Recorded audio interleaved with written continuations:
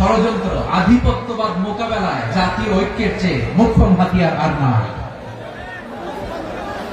আমাদের একটা প্রতিবেশী দেশ আছে, আমরা আমাদের দেশ নিয়ে যত ভাবি তারা তার চেয়ে বেশি ভাবে। কথা বুঝতেছেন না? আরো ভেঙে বলতে হবে। হ্যাঁ, আমরা আমাদের দেশ নিয়ে যত উদ্বিগ্ন, এদের আরো টেনশন বেশি। বলেন, আমাদের দেশে শান্তি আছে না নাই? আমরা হিন্দু মুসলিমে কখনো দাঙ্গা লাগে? আসতে বলেন কেন লাগে? ওদের পূজা পর্বণে আমাদের মাদ্রাসার ছেলেরা যে পাহারা দেয়, চিল্লা করেন ঠিক কিনা? আমাদের তাফসীর মাহফিলের সময় ওরা ডিস্টার্ব করে, বলবা যায় না। ওদের পূজা পর্বণের সময় আমাদের তাফসীর মাহফিলের ডেট হলে আমরা চেঞ্জ করে দিই। সুবহানাল্লাহ, কি সাম্প্রদায়িক সম্প্রীতির রোল মডেল। আর ওই বাংলাদেশের ব্যাপারে তারা অনেক ডিস ইনফরমেশন ছড়াচ্ছিল। ভারতের অনেকগুলো গণমাধ্যম, আমি জেনারেলাইজ করব না, আমাদের প্রতিবেশী দেশের সব গণমাধ্যমকে আমি দোষ দিতে চাই না, অনেকগুলো গণমাধ্যম তারা ডিস ইনফরমেশন শেয়ার করেছে। ডিস ইনফরমেশন আর মিস ইনফরমেশনের পার্থক্য আছে। মিস ইনফরমেশন না জেনে ভুল বুঝে একটা মিথ্যা বা ভুল তথ্য ছড়িয়ে দেয়া, এটার ক্ষমা আছে, এটা কি আছে। আর ডিস ইনফরমেশন মানে ইচ্ছা করে, প্ল্যান করে, ম্যাপ করে, ছক এঁকে মিথ্যা, গুজব, রটনা সোশ্যাল মিডিয়ায় ছড়ানো, এটা ক্ষমা আছে? আওয়াজ করে বলেন, ক্ষমা আছে? ভারতের কিছু গণমাধ্যম তাই করেছে, আমরা ব্যথিত হয়েছি, আমাদের হৃদয়ে রক্তক্ষরণ হয়েছে। আমাদের প্রতিবেশী দেশকে বলতে চাই, আমাদের দেশ নিয়ে আপনাদের ভাবার দরকার নাই, নিজের চরকায় তেল দেন, নিজের দেশ নিয়ে ভাবেন। গত মাসের ভয়েস অফ আমেরিকার রিপোর্ট, বাংলাদেশে সংখ্যালঘু জনগোষ্ঠী আগের চেয়ে বেশি নিরাপত্তা পাচ্ছে। Report voice of America, Muslim report নাকি? মুসলিম জরিপ, ভয়েস অফ আমেরিকা। কথা বুঝে নাই বোধ হয়। ভয়েস অফ আমেরিকা কি আমাদের রিপোর্ট না? ভয়েস অফ আমেরিকার জরিপ, বাংলাদেশের সংখ্যালঘু জনগোষ্ঠী আগের চেয়ে ভালো নিরাপত্তা পাচ্ছে।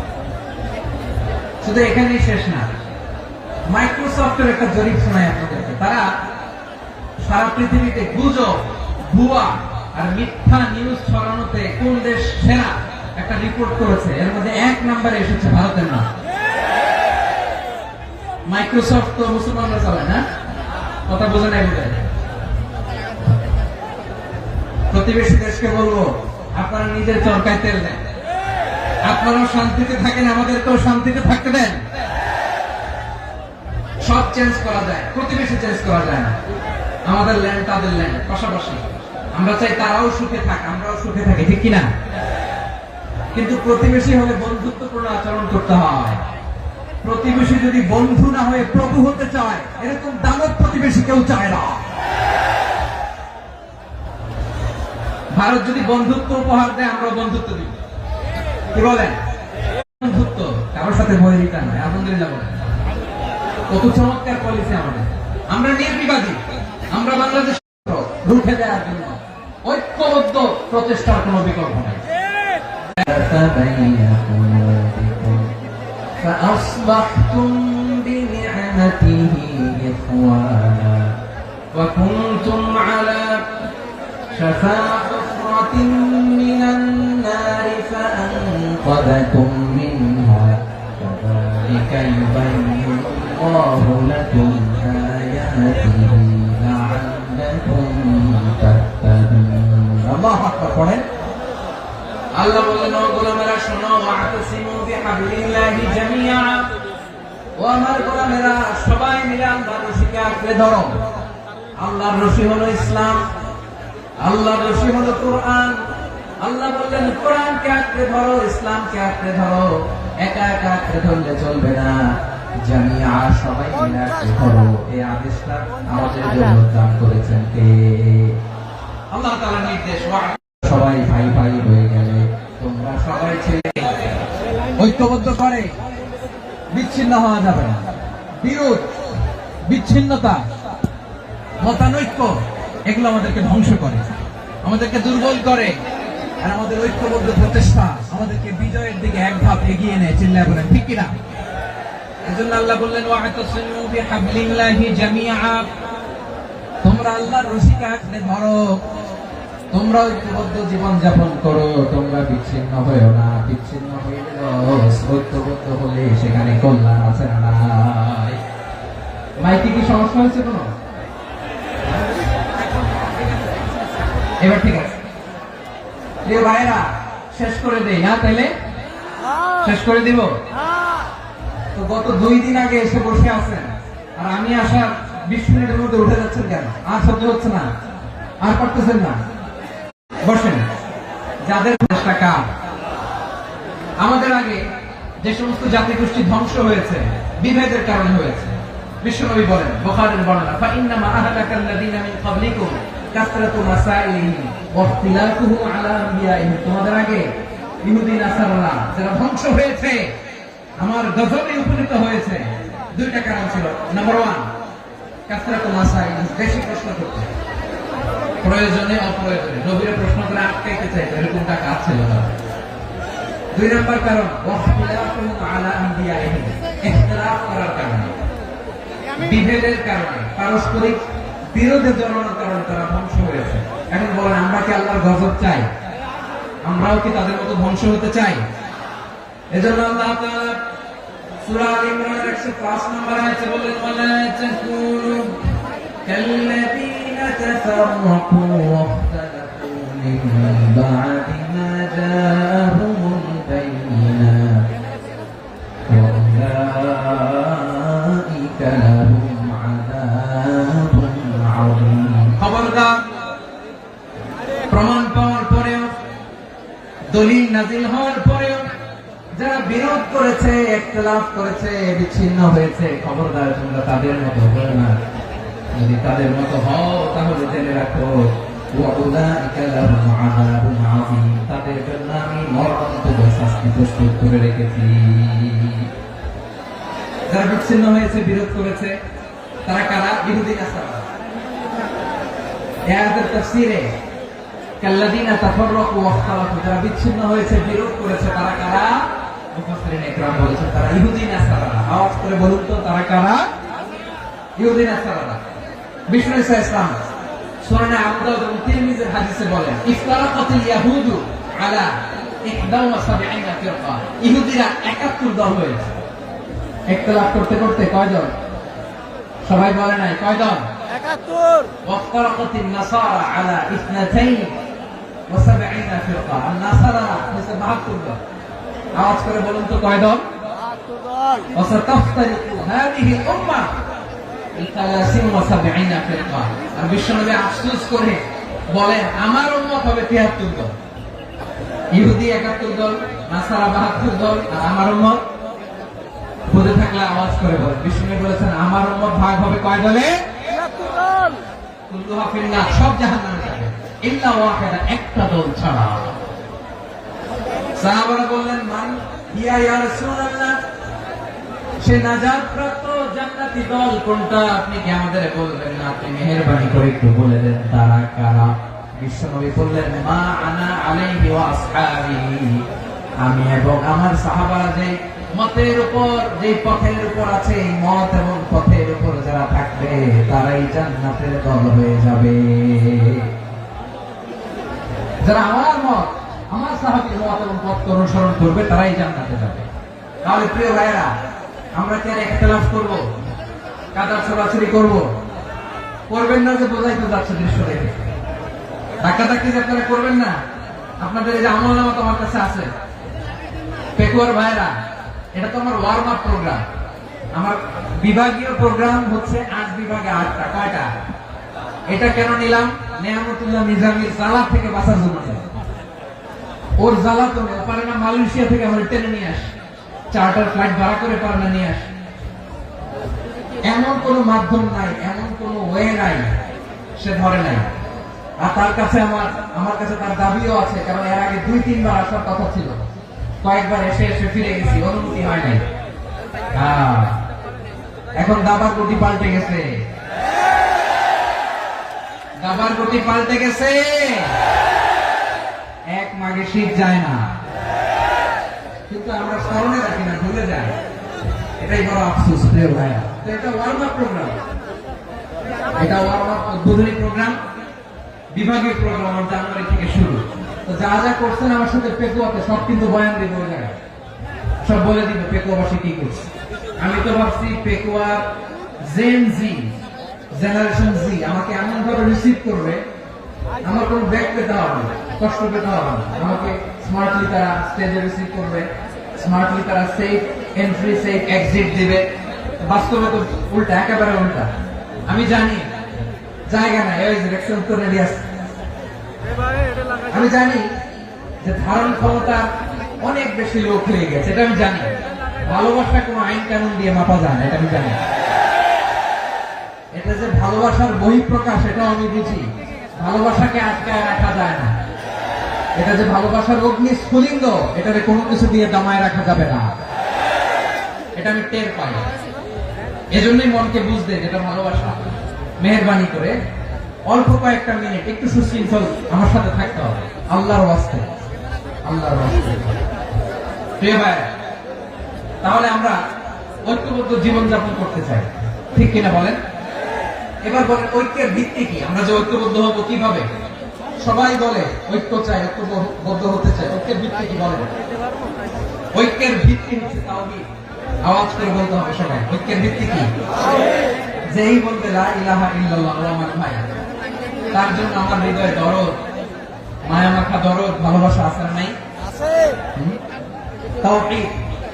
এই মুসলিম উম্মাহ ঐক্যের ভিত্তি তাওহীদ। পেকুয়ার ভাইরা মনে রাখেন, মেসেজগুলো মনে রাখেন। মুসলিম উম্মাহ ইউনিটি, ঐক্য, এটার ভিত্তি হচ্ছে তাওহীদ। যেই পড়বে লা ইলাহা ইল্লাল্লাহ, সে আমার কি? এজন্য বিশ্বনবী বলেন, মান ক্বালা লা ইলাহা ইল্লাল্লাহ, যে ব্যক্তি বলবে লা ইলাহা ইল্লাল্লাহ মুখলিসান মিন কলবিহি, অন্তর থেকে যে পড়বে লা ইলাহা ইল্লাল্লাহ, দাখালাল জান্নাহ, সে জান্নাতি হয়ে যাবে। সুবহানাল্লাহ। যেই পড়বে লা ইলাহা ইল্লাল্লাহ, সে কই যাবে? জান্নাতি হয়ে যাবে। এখন আমার সব ভাই যারাই লা ইলাহা পড়ছে জান্নাতে যাক, চাই কি চাই না? নাকি আপনি শুধু একাই জান্নাতে যেতে চান? একাই যেতে চান? জান্নাতে একা আমি যাব না তো ভাই, তোমাকেও জান্নাতে দলে নিতে চাই। সবাই বলেন, জান্নাতে একা আমি যাব না তো ভাই, তোমাকেও জান্নাতে দলে নিতে চাই। আমাদের জান্নাতের দল ভারী হোক, আমরা চাই কি চাই না? যেই বলবে লা ইলাহা ইল্লাল্লাহ, ওই আমার ভাই, সে জান্নাতে যাক, এটাও আমি চাই, ঠিক কিনা? নাকি সবাই জাহান্নামে পাঠাই, খালি আপনি জান্নাতে ঢুকবেন? আচ্ছা বলেন, সব গেছে জাহান্নামে, আপনি একা জান্নাতে, ওই জান্নাতে ভালো লাগবে আপনার? আকল খাটান। সব জাহান্নামে গেছে, যান। এ কাফের, ও জালেম, ও নাস্তিক, সব গেছে জাহান্নামে, আপনি একা জান্নাতে, ওই জান্নাতে ভালো লাগবে? জান্নাতে আমি একা যেতে চাই না, আমার জান্নাতের দলকে আমি ভারী করতে চাই। চিল্লায় বলো ঠিক কিনা? যারাই বলবে লা ইলাহা ইল্লাল্লাহ, তারা আমার ভাই। বিশ্বনবী এই কথাটার আরো চমৎকার ব্যাখ্যা করেছেন। তিনি বলেন, মান সাল্লা সালাতানা ওয়াস্তাকবালা কিবলাতানা ওয়া আকালা যাবিহাতানা ফাযালিকাল মুসলিম লাহু যিম্মাতুল্লাহি ওয়া যিম্মাতু রাসূলিহি ফালা তুগফিরুল্লাহ ফি যিম্মাতিহি। বিশ্বনবী তিনটা ক্রাইটেরিয়া শুনিয়ে দিলেন। তিনি বললেন, মান সাল্লা সালাতানা, যে ব্যক্তি আমাদের মতো নামাজ পড়ে, ওয়াস্তাকবালা কিবলাতানা, আমাদের কিবলারে কিবলা মানে, ওয়া আকালা যাবিহাতানা, আমাদের জবাই করা পশু খায়, ফাযালিকাল মুসলিম, সেই মুসলমান। সুবহানাল্লাহ। আমার মতো নামাজ পড়ে মানে কি? তার ডিভাইন অ্যাক্টিভিটি আমার মতো, তার ইবাদতের সিস্টেম আমাদের মতো। ওয়াস্তাকবালা কিবলাতানা মানে কি? আমার যে ডাইরেকশন, তারও একই direction, to the direction of কাবা। আল্লাহু আকবার। কাবার দিকে হয়ে সে নামাজ পড়ে। আমার ডাইরেকশন, তার ডাইরেকশন, আমার ডেস্টিনেশন, তার ডেস্টিনেশন এক। ওয়া আকালা যাবিহাতানা, আমার জবাই করা পশু খায়, সেই মুসলিম। সেই মুসলিম লাহু যিম্মাতুল্লাহি ওয়া যিম্মাতু রাসূলিহি, তার জন্য রয়েছে আল্লাহর জিম্মা, রাসূলের জিম্মা।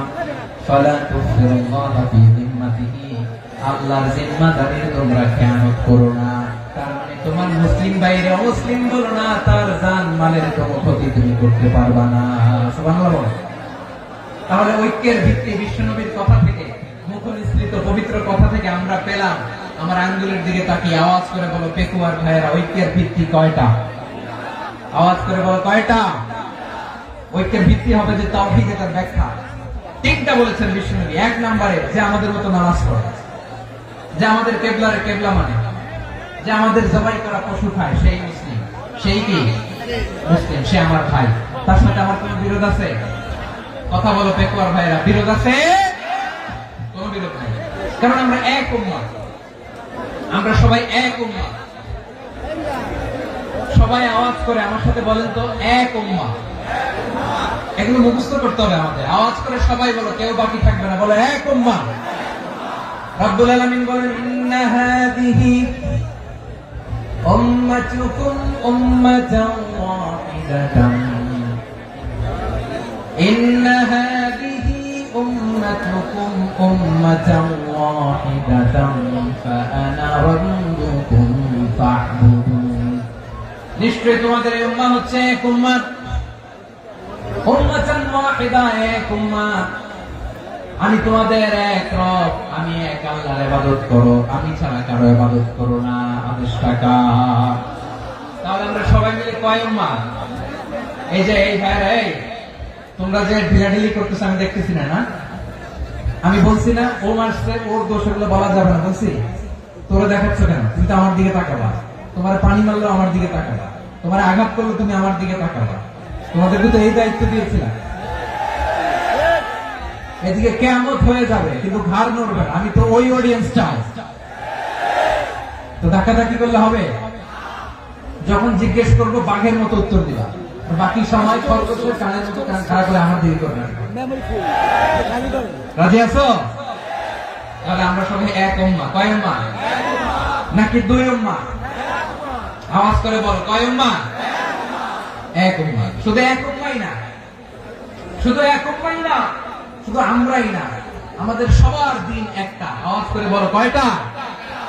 বিশ্বনবী বলেন, আল আম্বিয়া ইখওয়াতুন লিআল্লাত, নবীরা হচ্ছে বৈমাত্রেয় ভাইয়ের মতো। উম্মাহাতুহুম শাত্তা ওয়া দীনুহুম ওয়াহিদ, নবীরা হলো বৈমাত্রেয় ভাইয়ের মতো।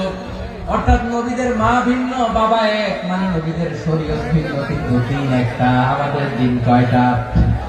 আমাদের প্রভু এক, নবীর উম্মাহ, জীবন বিধানে ওই শিবানী কোরআন। আমাদের প্রভু এক, নবীর উম্মাহ, জীবন বিধানে ওই শিবানী কোরআন। তবে কেন এক নও হে মুসলমান, এক হও করিয়া আহ্বান বাইতুল্লাহ। আওয়াজ করে বলো, আমাদের বাইতুল্লাহ কয়টা? বাইতুল্লাহ এক, মদিনা শরীফ এক, ওহদ পাহাড় এক, বদরের মাঝে একটা তো জীবন আর মরণ যে একটাই, একসাথে মিলে মিশে একটাই প্রাণ। তবে কেন এক নও হে মুসলমান, এক হও করিয়া আহ্বান। সবাই মিলে, আমাদের প্রভু এক, জীবন বিধানে ওই শিবানী কোরআন। একসাথে, আমাদের প্রভু এক,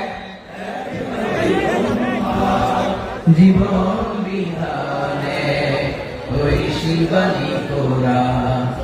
তবে কেন এক নও হে মুসলমান, এক হও করিয়া আহ্বান। আওয়াজ করে পড়ুন আল্লাহু আকবার। আমার কলিজার টুকরা পেকুয়ার ভাইরা, মাশাআল্লাহ এখন অনেক শান্ত হয়েছে। বলেন আমরা কয় উম্মাহ?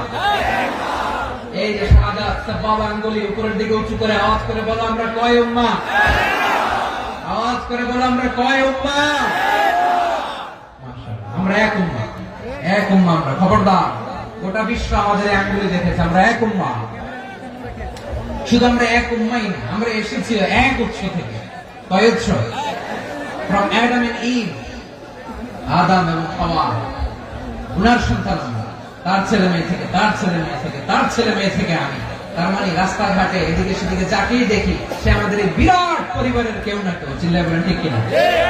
এই যে যারা বসে আছে আমরা কোনো না কোনো ভাবে তো আত্মীয়, কি বলেন? কারণ আদি পিতাকে সবাই বলেন, আদি পিতাকে, আদি মাতাকে। তার মানে আমরা উম্মাহ এক, আমাদের উৎস মানে এক অরিজিন থেকে আমরা এসেছি। সূরাতুল হুজরাতে আল্লাহ চমৎকার ভাবে বলেছেন। এবং এই আয়াতটা দিয়ে 2022 সালে ফিফা ওয়ার্ল্ড কাপ কাতারে শুরু হয়েছে। দেখেন কাতার কি স্মার্টলি গোটা বিশ্বকে এক উম্মাহ কনসেপ্ট দিয়েছে। সুবহানাল্লাহ পড়েন।